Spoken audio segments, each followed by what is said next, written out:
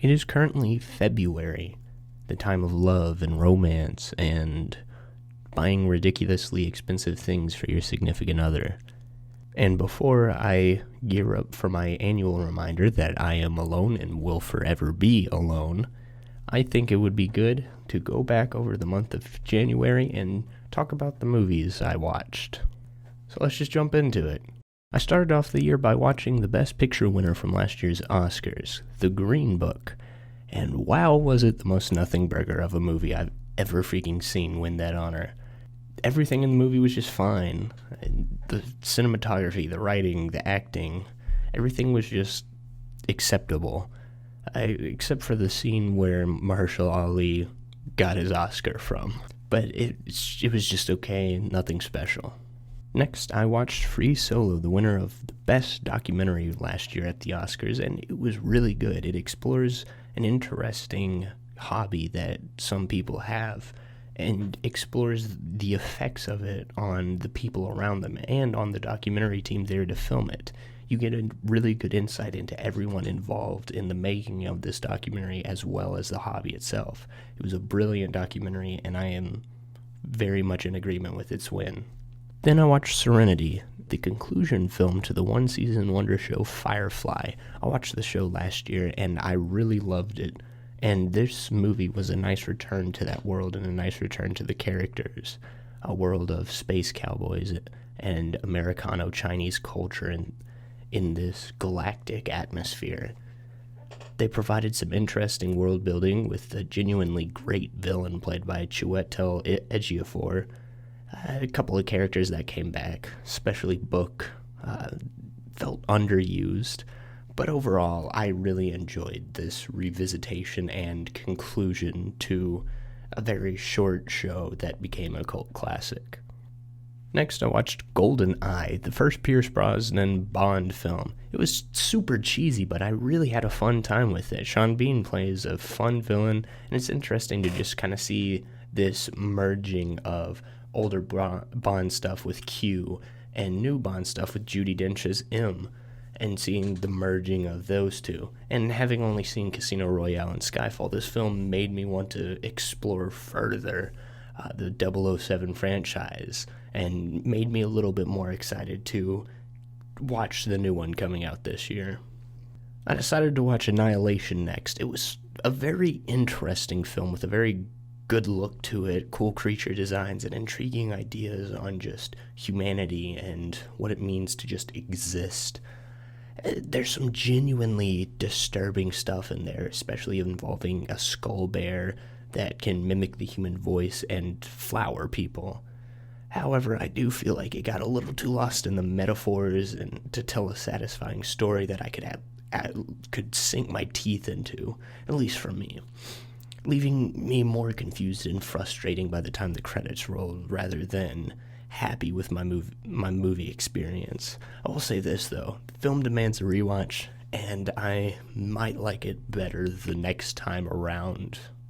After that, I rewatched Citizen Kane, and I still see why people hold it up in such high regard. It shows its age a little bit with the sound technology, just where we go from scenes of two people quietly talking and then suddenly dissolving into a scene with a cockatoo screeching, blowing out the mic.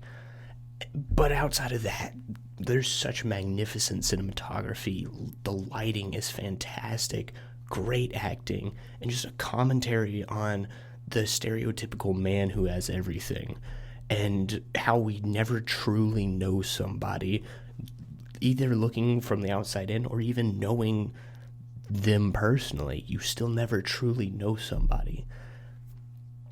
But it's such a great movie, and the mic stuff is so minor and only in a couple of scenes that it's just so good, and I understand why people hold this up as Orson Welles' magnum opus, one of the best movies of all time.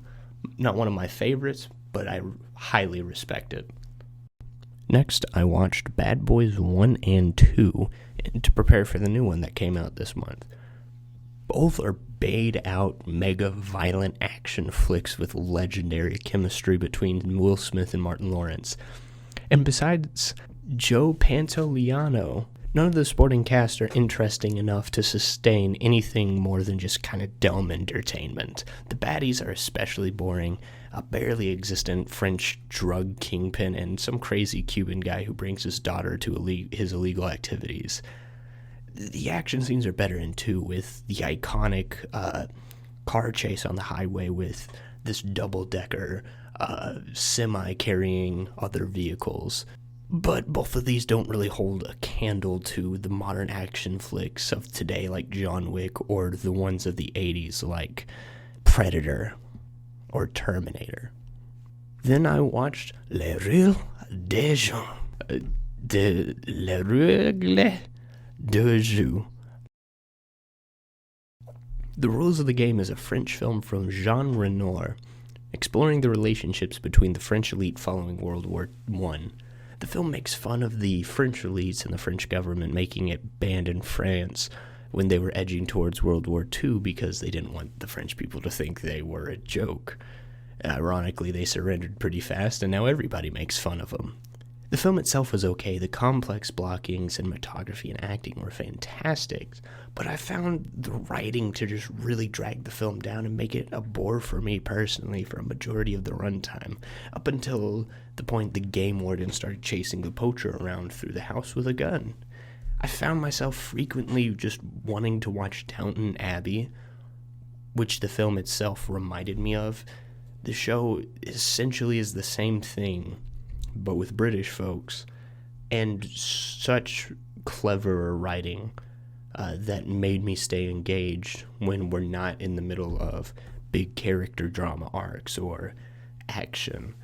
And this film just kind of lacked that wit and interesting drama that really hooked me onto Downton Abbey. Then I watched The Gentleman, Guy Ritchie's return to form of a British crime film. While not as good as Lock, Stock, and Two Smoking Barrels and Snatch, The Gentleman still provides solid entertainment with fun characters and fun writing. Charlie Hunnam stands out to me as a bookish but intimidating right-hand man to Matthew McConaughey's Mickey Pearson. The whole cast as a whole is fantastic as we watch this crazy story unfold with underground marijuana farms, a vigilante rap group, a flamboyant journalist obsessed with telling stories and movies, and violence against children. There are a lot of kids who get beat up in this film, but it is entertaining and a fun ride. I decided to then introduce myself to Alfred Hitchcock's filmography with Dial M for Murder. It is a tense yet bleakly funny story of a retired tennis player who tries to kill his wife because he suspects an affair. We follow him as he attempts to adapt to the crap hitting the fan multiple times as the other characters try to figure out what's going on. The story plays out in a satisfying way, and I was constantly on the edge of my seat to see how this guy will get out of the situation he puts himself in. It's probably not Hitchcock's best, but I feel like it's a good addition to his filmography. Then I went back to the theater to watch 1917, the quote-unquote one-take Sam Mendes war film. I didn't quite love it as much as some people, but I think it's severely overhated. The cinematography is gorgeous, the action set pieces are great, the characters are established and developed enough to where we can hang out with them as they go on this journey, and we can be engaged with what they're going through and easily go along with their struggles as they try to complete their mission. However, it does kind of feel like a video game cutscene, and I'm not entirely sure if that's a negative for me or not yet, so I think a rewatch might be in order. Next, I watched Dr. Strangelove, or How I Learned to Stop Worrying and Love the Bomb, an incredibly long title for a really good movie. Kubrick constructed a goofy satire of military affairs. The characters are so over the top that I freaking loved every minute most characters were on screen. There were so many iconic scenes, from Major Kong riding a bomb to blow up a Russian base, Dr. Strangelove trying to resist the urge to see kale, Colonel Guano trying to get coke and getting sprayed in the face, Mandrake and Jack D. Ripper defending the base from their own men, and Buck's grievances with the Russian ambassador. It's such a bizarre movie with all these absurdities that focus in on almost trying to be realistic in terms of depicting the U.S. military and how ridiculous Kubrick thinks they are. And it's a movie that begs a rewatch to delve further beneath the surface, and it will get one from me eventually. Then I watched Spike Lee's exploration of racial tensions in a New York neighborhood, or Do the Right Thing. Lee does a great job at trying to portray every race at every walk of life in a fair way to expose how there are people of every race that hold grudges with other race and how people are quick to violence in the name of justice while not helping anything. Lee's camera work is fantastic, as well as his acting along with the rest of the cast. It's a movie that invites discussion, and it makes you think as you watch it, and it tells a great story along the way. Then I watched a movie for his Spanish class called Kyoto del Cielo.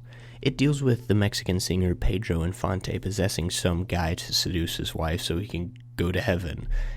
It's a confusing setup. Not helped by this is the nonsensical plot that goes from a movie about trying to win the love of this guy's wife and learn how to love people again, to a crime movie dealing with Infante's granddaughter, to a boxing movie at the end that's almost like Rocky, but in 5 minutes. And then they just kind of inexplicably wrap things up so the movie can end. Some of the comedy worked. I laughed a couple of times. The first half was okay, but it just gets incredibly messy, and I just didn't care about anything happening at the point the credits rolled.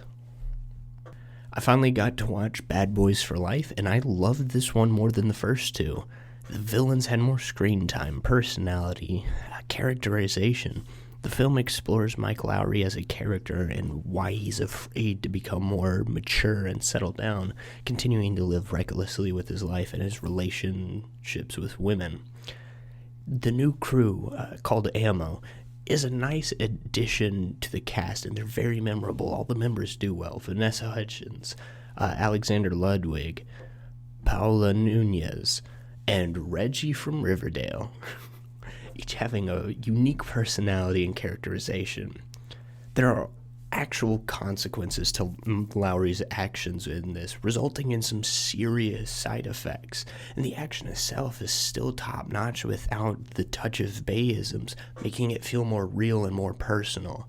And now I'm left excited for a fourth installment.